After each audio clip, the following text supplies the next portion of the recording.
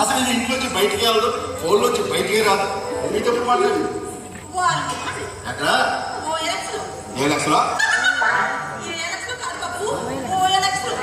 ఓఎల్ఎక్స్లోనా? అవును, అక్కడ వస్తువులు అమ్ముతారో కొంటారో తెలుసు. ఈ మధ్య పర్మిషన్ కూడా దొరుకుతారా? ఈ మధ్య జనాలందరూ ఆన్లైన్లో వ్యాపారం చేయడానికి బాగా ఆకట్టుకుంటారు కదండి. షాపింగ్ కూడా చేసేస్తున్నారు. వ్యాపారం బాగా పెంచుకుందని అక్కడ అన్ని దొరుకుతున్నాయి. మనుషులే కాదు, వస్తువులు, జంతువులు, పక్షులు, పశువులు, పేడ, పిడకలు, మట్టి, మసాలా ఏం కావాలండి. ఏదో దొరుకుతా ఏదన్నా మంచి బాగా దొరుకుతారా? ఇందులో చాలా మంది ఫోటోలు ఉన్నాయి. మీకు ఏది కావాలంటే అమ్మో, నేనేదో మాట్లాడాల్సి నిజంగా ఇష్టం లేని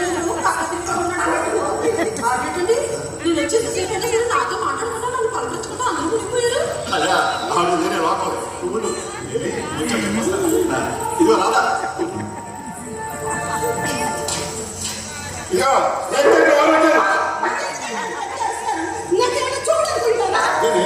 చూడే చెప్తున్నావు కదా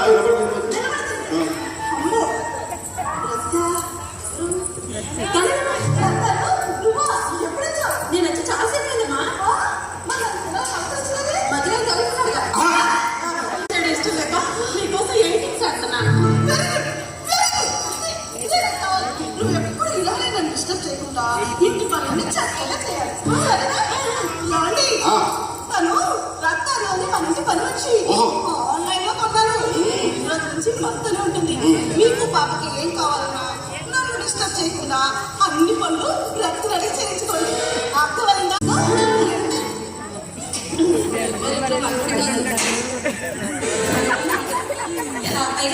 అర్థమైంది. అంతే కదగా రా చూపిస్తాను. అంటే ఏ వస్తువు ఎక్కడ నుంచో త్వరగా చెప్తాను. త్వరగా ముందు చేయి. బాబు క్యారెక్ట్ తీసుకెళ్ళాలి.